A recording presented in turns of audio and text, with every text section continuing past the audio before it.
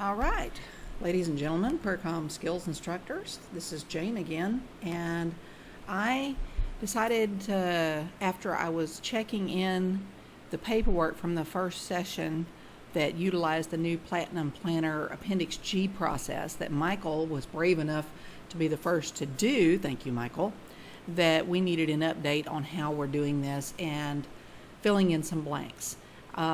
Basically, I discovered some things I wouldn't have known if I hadn't been checking in the first set of paperwork. So that's helped me, and now I need something else from you. Because I figured out that not everything we were doing was filling the appropriate spots in the final report, which is what will be required to demonstrate if we're audited by National Registry and when we go through our next site visit for COAMPS and KHEP.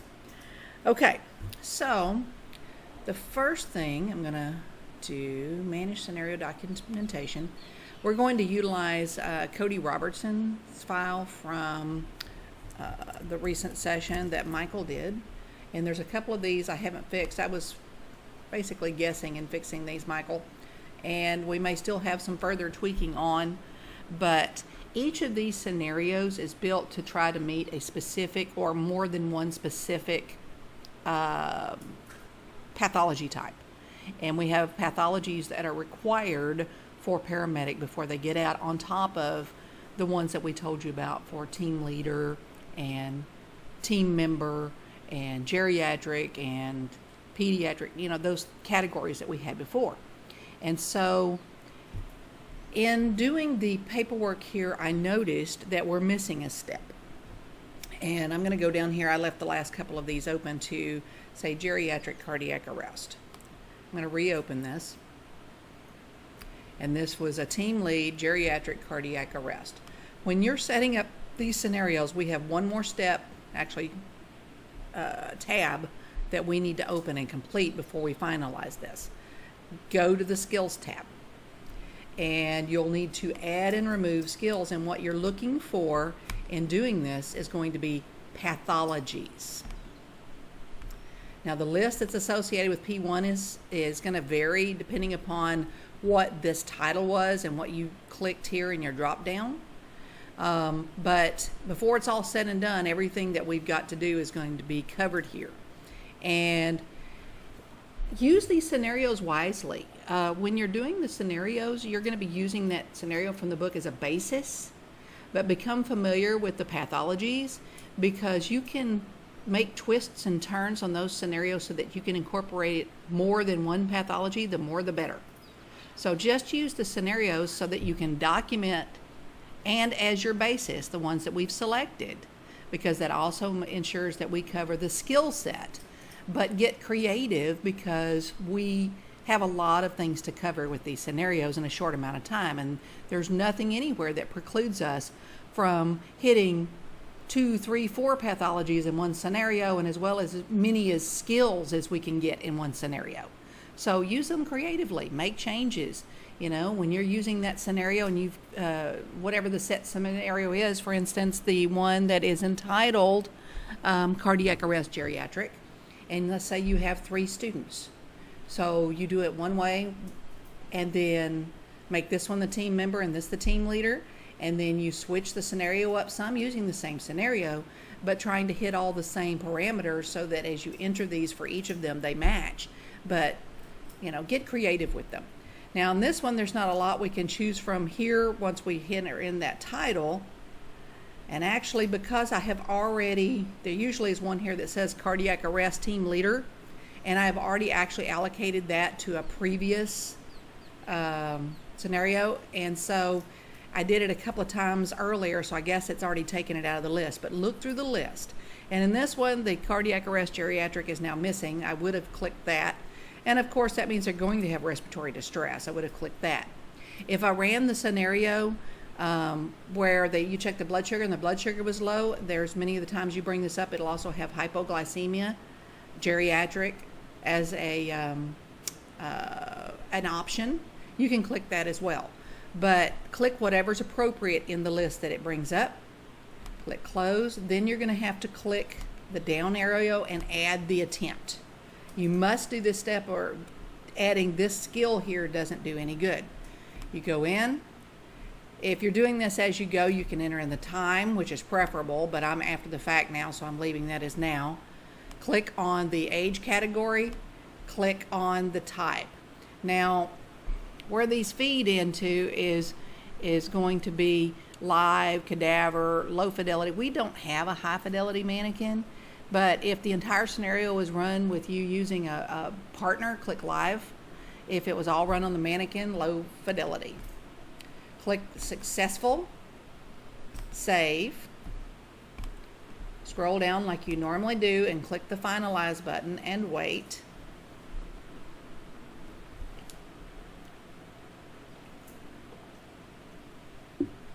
I do know this is a little slower.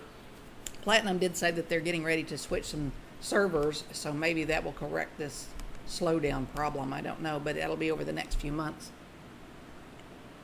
Click finalize again.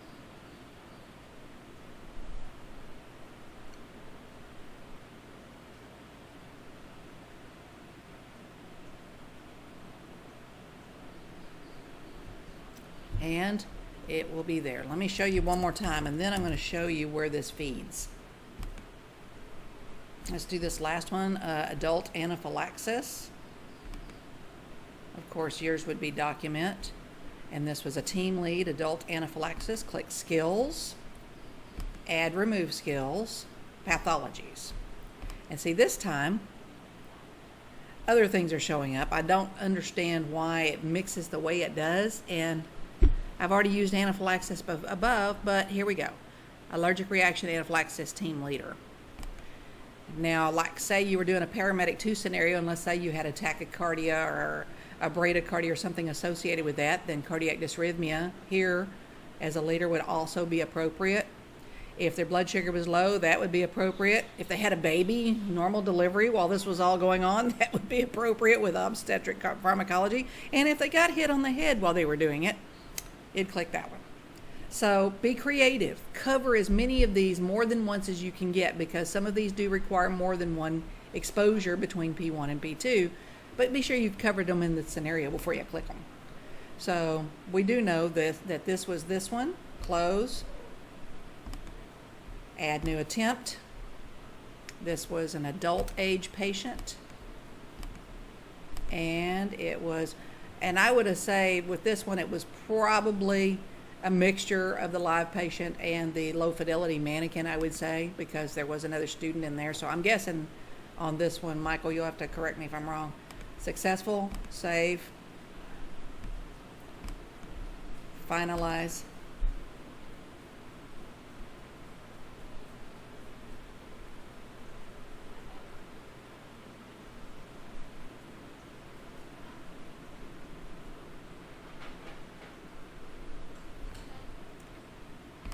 And finalize again.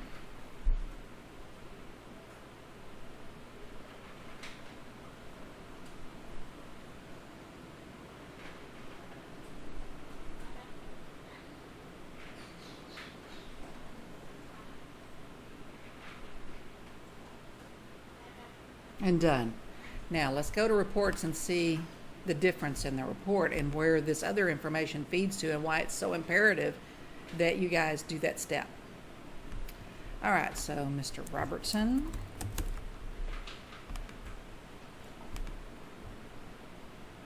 Okay.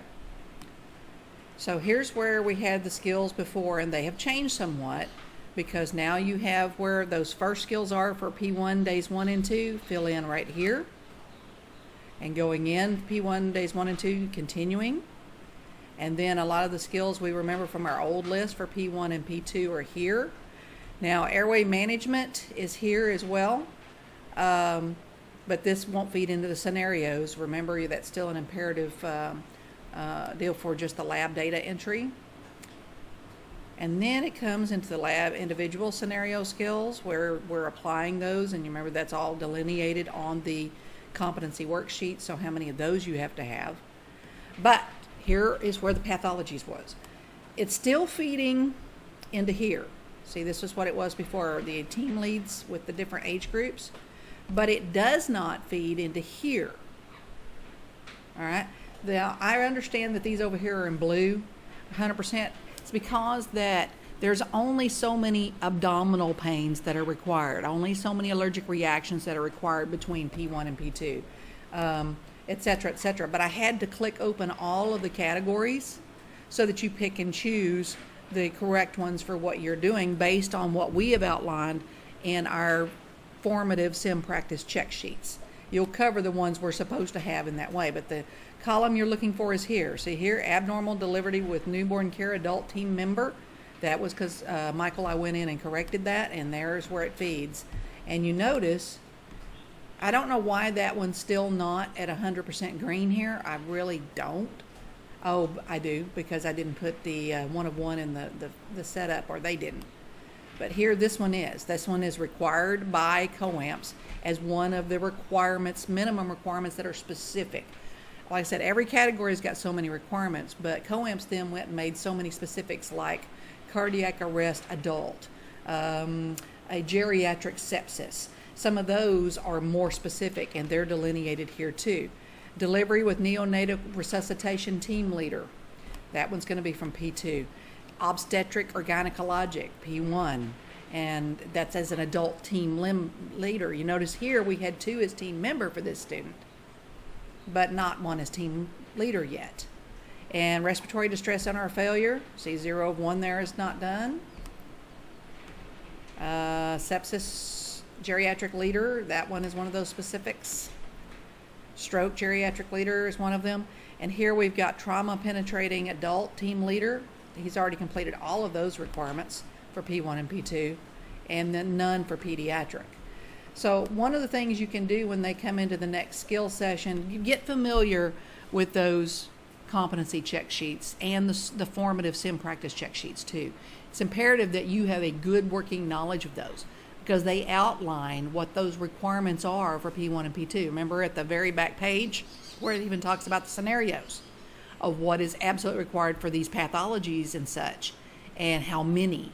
And I tried to delineate those in these formative skill sheets, but you also have to kind of compare and make sure that these are allocating correctly. And before this is all over with, a lot of these blues will have numbers in the columns, and should have, because they match those sheets.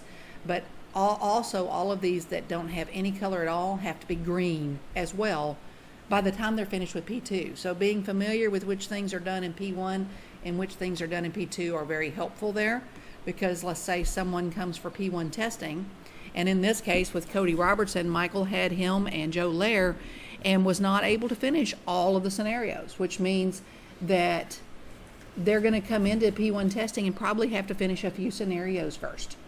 So I noticed, and here's something else in that sheet, there's a column. Let me pull that up real quick.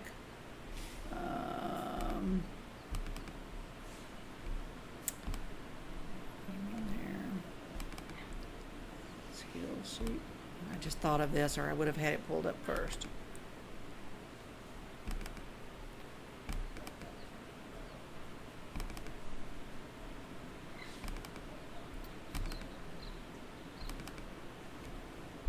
Okay, on the formative sheet, and Michael, you did a good job, but Michael signed as he's supposed to here, or actually printed his name as he's supposed to. Be sure over here that you put hash marks for how many of you've done, and if, like, it required 1, just draw through it. If it required 2, but you only did 1, like put a 1 here and leave that one without a line through it. If you did 2 of these, put a 2, and open, but if you finished this one, just draw a line through it. This will help that next instructor to look at this sheet and know exactly what is still left that has to be done, okay? So be specific with that. Michael had left, let's see, respiratory distress PD, penetrating trauma geriatric, diabetic emergency pediatric, and blunt trauma pediatric left open, so that when he goes to P1 testing, those are going to have to be done first. Also, on the sheet, on the simulated skills credited on the combos. This means if you finish everything, you're supposed to have also made sure you cover these. So you kind of have to keep track of these too. And I noticed, Michael, when I was going through that you missed a couple. that you obviously did because you marked like you had a normal delivery with newborn care, I think, or an abnormal delivery, or both. And you did at least one of them, but they weren't marked on the sheet. So make sure that when you're doing the skills that are through here, that you also do the same. Do hash marks. If you finish that section, just draw a line through it. If you didn't finish it, then they'll know, for instance, P1 testing, he didn't finish the supraglottic airways. So in those scenarios that are left, the instructor's going to have to run through and try to make sure that they're throwing in that they get the supraglottic airways. But it's not fair to the follow-up instructor to leave like 6 of these and 6 of these, because that's hard to do in one session. Try to make sure that while you're doing these scenarios, you knock out as many of these you can on the scenario days, and cut these numbers down as much as you can on those scenario days, even if it means you have one of these left and one of these left and one of these left, or whatever it is that you have to do, because it's really hard coming into testing and still have to do scenarios. That's basically 12 scenarios right there just to do that. Okay, so try to keep in mind that type of detail, and it'll get better as we all get used to doing this with each other in trying to correlate this so that it all works out. Okay, now just so you know, when this paperwork comes back, in every session that you utilize this form, even though it's not finished, you scan it back to me, which Michael did correctly. When I get the paperwork and start checking it in from you, I have to take all of these and build a clinical for them in the clinical aspect of Platinum for a per-com lab. Then I have to go in, and each one of these has to be entered into that clinical. And so I have to do this as well as check in all of your paperwork for every student, for every lab that has scenarios for P1 and P2. It's the only way that these credit, because the purpose of these is these are all required clinical skills. And we all know that the odds of getting these items, or the ones on that same list in P2 formative sim check sheet, are slim and none in clinical. But they have to have them because that's what COAMPS requires. So by doing them in the sim scenarios and then me entering them in that relation in the clinical section, they get the credit counted toward clinicals because they're doing it in a simulated environment and still meeting those same objectives. But they have to be done. We have absolutely no choice. So that hopefully clears that up a little bit. And it's going to take some practice on your part to kind of get this down. All right. See, here's the clinical skills progress. And you can see where I took some of Michael's, and they're already showing up in here. Now, if it's live patient, it's going to show up down here. And I don't do that I do the intubations a little differently, you know, and it says completed 3 here on adult. Tammy's still going to have to make sure they complete what they're supposed to do in clinical.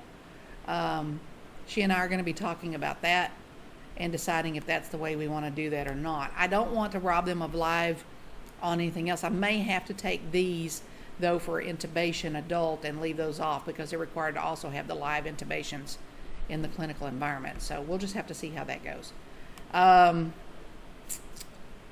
Okay, so coordination with each other, keeping in mind what has to happen at the next session, documentation and signing, and making sure the student every time knows that that sheet has to go with them to the next skill session.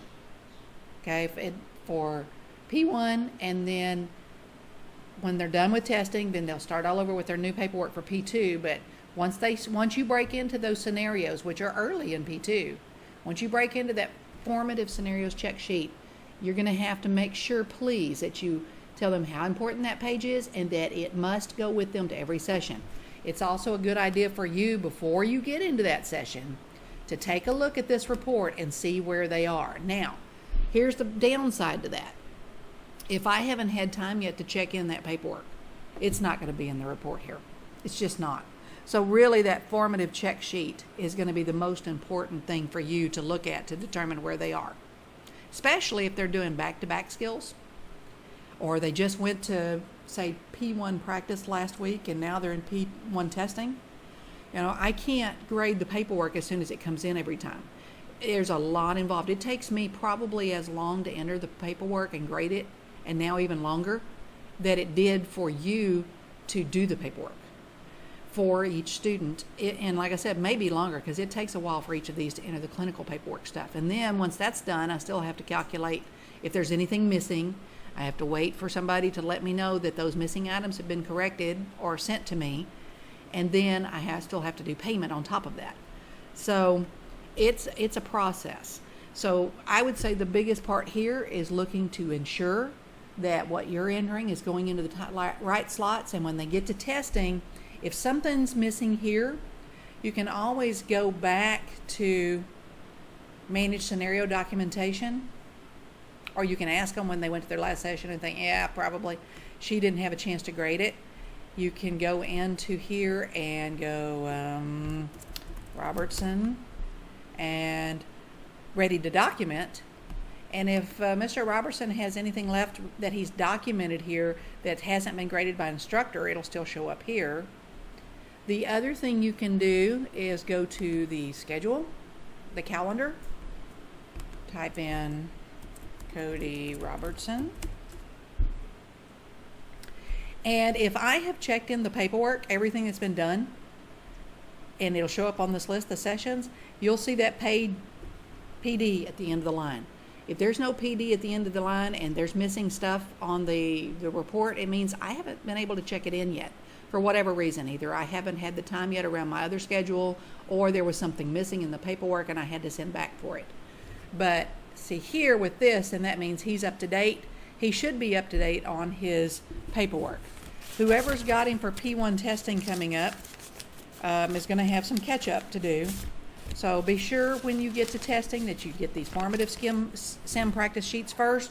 Look and see what's going to have to be done and finish them up. Like I said, you can be creative. You can add more than one, or take the base scenario and add more than one pathology while you're going, and figure out ways to incorporate as many skills as possible of the missing ones while you're going through that scenario, and then check them off. It doesn't necessarily have to be one that's included in the list on that scenario sheet. I mean, those are minimum, but you can add whatever you want and check them off.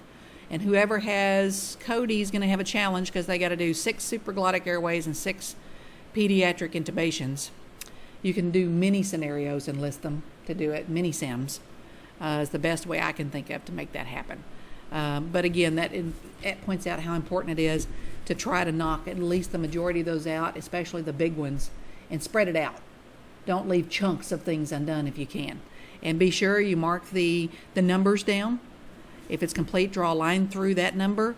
If it's not complete, put how many you did and leave, the number open. That way the next instructor can see what is left. I do think it's going to lengthen the time for your testing sessions somewhat. But knowing from watching, because I've been in Abilene when you guys are doing testing sessions, that unless you have 5 or 6 people, y'all are very, very rarely there for even more than 3/4 of a day when you're doing testing. So it's going to take you a little bit longer to do the testing. But I was paying you still for the full day, so I hope you understand my point on that. That if it was a 2-day session and you finished it all by 3 o'clock the day before, or if it was a one-on-one and you were doing P1 testing and you're done by noon, then it's going to take you probably till 3 or 4 to finish, or 2 or 3, or whatever that is. Be creative, don't lie, but you can, like I said, make mini sims to catch those multiple ones. You can variations on a theme, but you do have to enter each of those sims into the database. If you have questions, you can ask me. If it's questions about how to make this stuff flow or work, talk to Michael. He's been the one who's done a couple of these so far. He's also had a mixed session, bless his heart, which some of you are going to see those, and those are a challenge, where you still have people who are doing the old skills and people who are doing the new. But you can make it work. It's just creativity, and you guys are nothing if not creative. So we'll get good at this. We're going to make this happen, and really in the long run, if we do this right, it will benefit our students. I told you before, I'm not happy with the fact that we can't do as much rote memory practice as we were doing before to develop monkey memory. That bothers me. But putting it together is going to be better. So we have to focus on, while we're putting it together, making sure that when they're doing that skill in the context of that simulation scenario, that they're doing it correctly. And so hopefully we'll get them where they need to be to hit the ground running better than we were even turning them out before. You guys are doing a great job. All of the evaluations I've been receiving on skill sessions for the last year and a half, 2 years, have been glowing. They were good before that, but they've been consistently glowing now, because we all have hit our stride. So now we're going to have some bumps in the road again to get adjusted, but I anticipate that they will still be glowing. And Michael, I don't know if you read your evaluations from that mix session, but there were a couple of remarks about how well you did with mixing two completely different skills methods and making it work for everybody. And I know you were stressed, but the students actually thought you did a great job, and I do too. So thank you all. I'll be giving more updates as we need to, but that's where we are right now. Thanks again, and talk to you soon.